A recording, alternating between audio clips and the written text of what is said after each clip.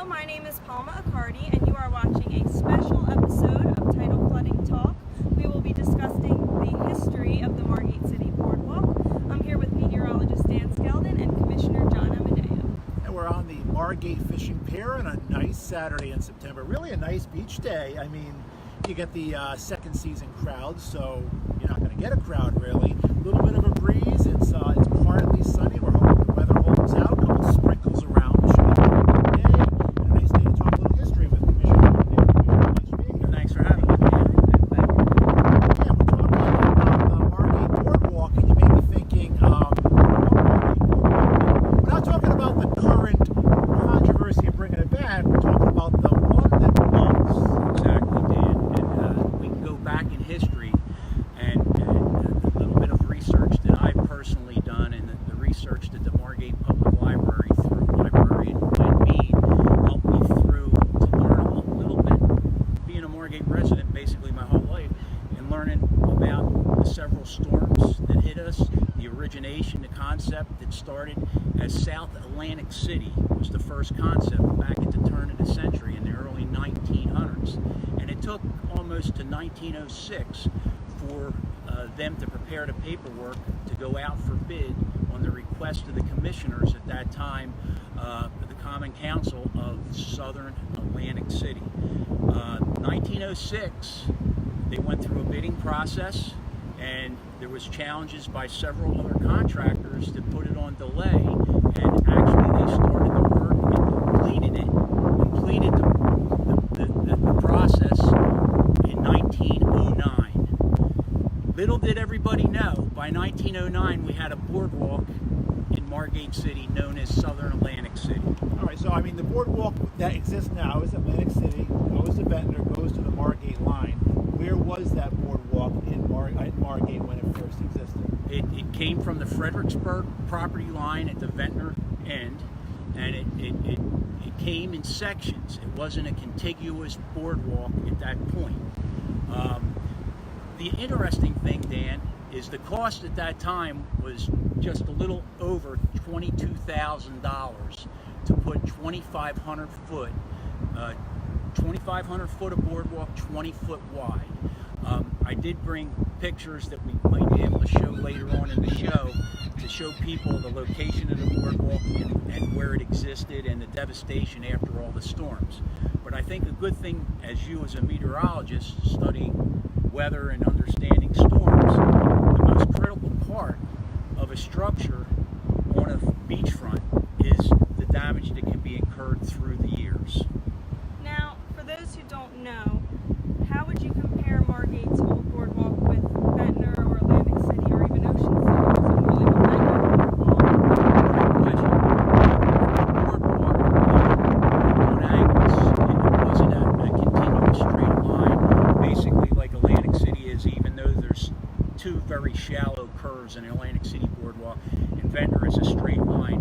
Margate's boardwalk at the turn of the century, the first sections were they meandered around, because as you can see in the background, Margate's beachfront isn't a straight line. There's differences with, I guess, through the years with riparian rates going in and out, and the boardwalk had to be meandered around and had, in some places, 90-degree angles. Okay, Margate used to have the boardwalk then, and nature has slowly reclaimed it. I mean, was it one storm that did it, or was it a multitude or a series of storms that eventually, left Margate boardwalk? Exactly. And what happens is we see today constant nor'easters. A lot of that is wind and, as you know better than I do, coastal flooding. Back in 1914 was the first major storm that affected the structure of the boardwalk, and that was only a brief 5 years after it originally opened up. And in 1914, they claimed that the gale winds were a maximum of 40 miles an hour, not compared to what we see today. Right. And damage occurred, not to any big extent. The damage was basically $20,000 in cost at that time for Margate to repair their boardwalk. Shortly after that, in 1920, the 14 storm was mostly flooded.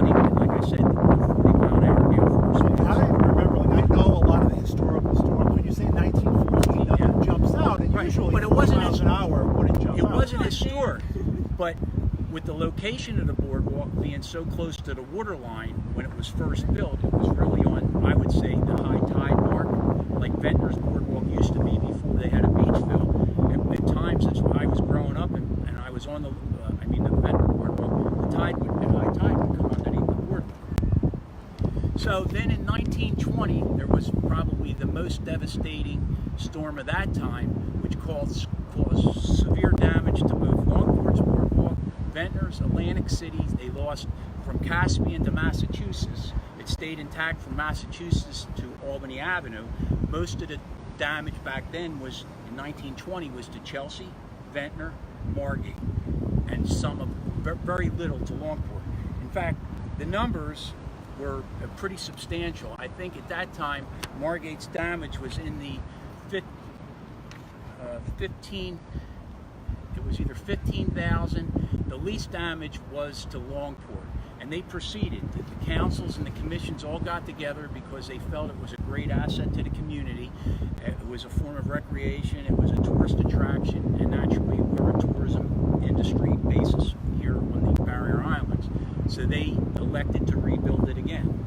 So it was in good shape from 1914 through, the big storm that history marks as probably one of the biggest storms that ever hit Absecon Island and the coast, probably from Sandy Hook to Cape May. And that was the storm of 44. That's right.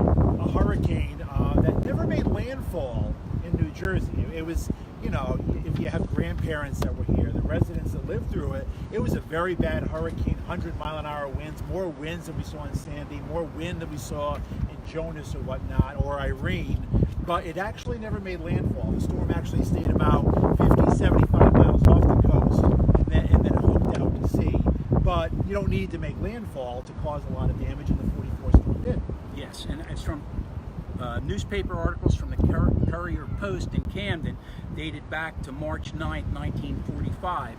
The September 14th storm of 44 created $7,112,000 in damages from the tip of Atlantic City to the tip of Longport, with most of the damage in Atlantic City, and $1,000 in Ventnor, $1 million in Ventnor, $1.3 million in Margate. Very little damage to Longport, but the major damage was to the Atlantic City Boardwalk, and that was the assessment at that time. Now you compared in the beginning. You said it would cost about $20,000 to build the boardwalk, or what did you just say? It was $22,000 with the. It was not. It went out for bid. It was $19,226,000. $19,226. Excuse me. And in relation to today's cost with the consumer index, it would equate to about $550,000-$600,000. Wow.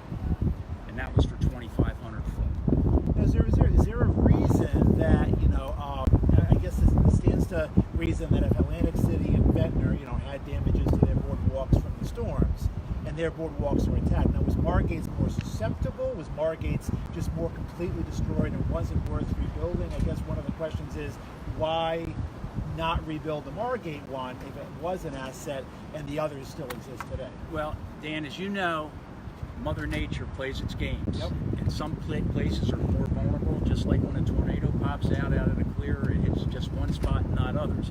I have no way of answering that question other than the fact I think after the 44 storm, the commissioners in Margate felt that the expenses to repair at that point were so exuberant that they didn't want to affect the taxpayers, and they elected to just do the demolition and the cleanups of the torn parts, which Palma has a picture here, and I'm not sure if it'll work out being able to be cited. And we'll try to scan these and put them in the comments section of the live stream as well. Yeah. And that was where there were segments. There were segments that were cleaned up and functional, but it wasn't a continuous work. Do you have any information at its peak how continuous it was? Like in between all the storms and in its course every day, how long the Margate boardwalk stretched? No, I don't want to put you on the spot. No, you're not putting me on the spot, but I couldn't find that in any of the work that I did looking at the history of the Margate Boardwalk. The only thing I have is in front of me, I have something from Philadelphia Courier dated July 17,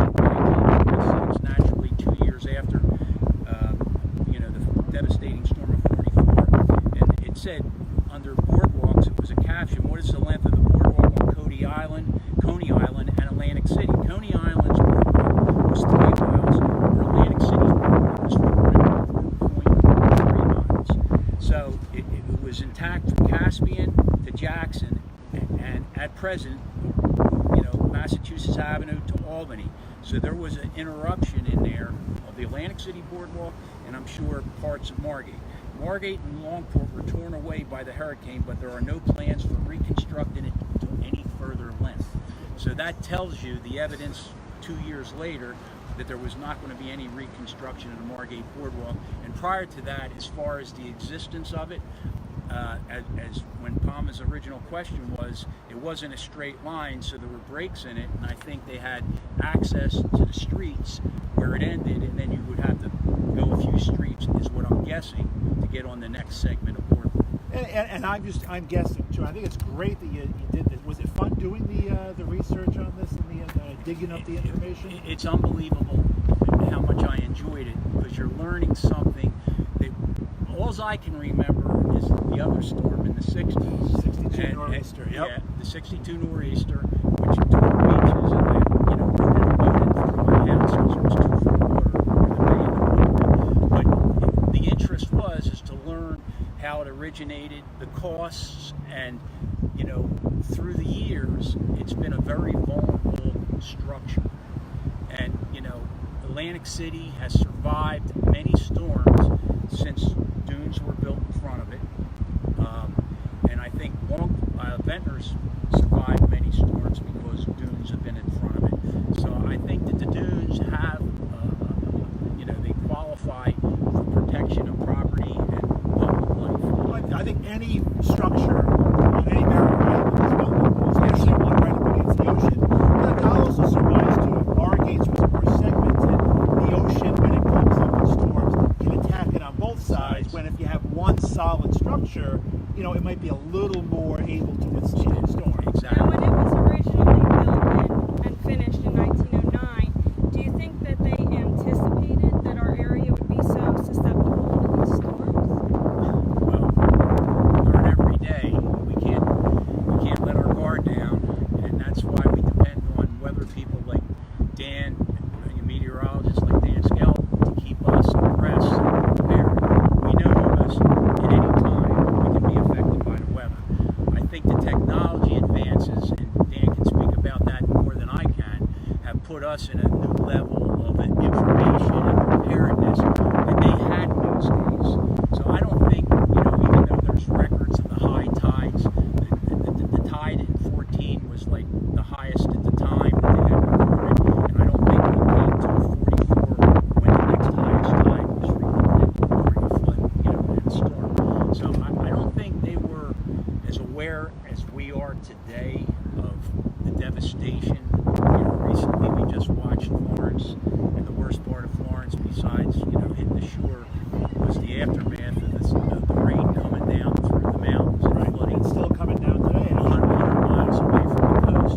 People can't even be in their houses because they're flooded out. And most of those people didn't have flood insurance because it wasn't necessary. They weren't near a coast. And I also think, in addition to the weather information being more reliable today, I think boardwalk construction is a little more reliable. So until the Ocean City rebuild or refortify the boardwalk, it might be a little more, be able to withstand storms. Design standards change by FEMA regulations, and as you learn, just like when you build high-rises, the high-rises built today are just withstand unbelievable winds beyond the 150-mile-an-hour mark. So, it's advances in technology, advances in construction and design and engineering that all contribute to a better structure in this day and age. Do you think, I'm going to be on the spot this time, I am. Do you think Margate will never have, not in the next year necessarily, do you think there will be a boardwalk in Margate or Longport, running we have dunes now running the length of the island. Do you ever think there'll be a boardwalk? Well, that's a great question, and you never know. But it is a topic that has come forth, and people, a small group of individuals has presented pretty logically the benefits of having a boardwalk, and I would assess that there are definite benefits. There's also, detriments to it. Again, the cost, the maintenance, things like that nature. So the topic is floated, and the topic is alive. I've spoken recently to the Army Corps of Engineers to see if we could get somebody down here to talk to us about it, because naturally the dunes come under federal regulation, and you know, and again, we have our homeowners on the beachfront to consider, which I think is a strong topic. When you see right to our left here that your viewers can't see, is there's only 20-25 foot from the toe of the dune to the porch of that person's house. So, you know, again, the dialogue will happen. It's an open concept, and the discussion will continue. Anything you want to add, Commissioner? Well, in the end, I always appreciate being a guest on your show, Dan, and Mama, for the great job you do and Dan does.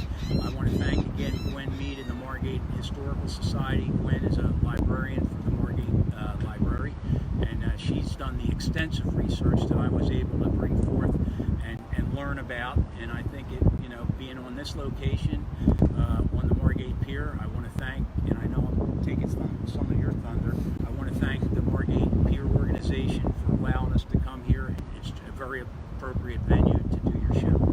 And about your research, I think that proves that there are some topics that the local library has a lot more information than Google does. Because I did Google the Boardwalk, and I have found not nearly I have contracts, I have papers, information as that, yeah. Libraries pictures, have a too. lot of relevance right. today, which is great. You're absolutely right. And this is a special edition of Tidal Flooding Talk brought to you by the New Jersey Coastal Coalition. Of course, you can always visit our website, njcoastalcoalition.com. and you know, this is a nonprofit agency, you know, doing work for the community. We always you know, happily accept donations to be able to continue to spread the word and kind of do what we do, and we love doing it every Sunday night at the Irish Pub. Tomorrow we'll be talking house moving, Right. which you know, an interesting Leave topic, out. and we've seen that along some of the coastal communities as well. And we want to thank Commissioner Amadeo for visit number 2 Thank you. and our you, first John. on-location shot. Yeah, my pleasure. You know, not being able to see the comments today, well, yeah, if there are any questions or comments, or we will address them separately via text after the show. Appreciate you guys tuning in, and hope you guys enjoy the start of fall. Fall begins officially 9:54 tonight, so this is your last summer day. to get Today down to is the beach. and today is the Margate Fall Fun Fest as well. If you're around Margate, you can stop by. The beaches here are no longer guarded, correct? Correct. Last Sunday was the last day. And there are some rips out there today, so of course, I mean, the water's still inviting, but definitely want to use caution. No tidal flooding expected, which is good, though, as we wrap up this special edition of Tidal Flooding Talk. Hope you have a good weekend. Was there a lot of movement in the camera?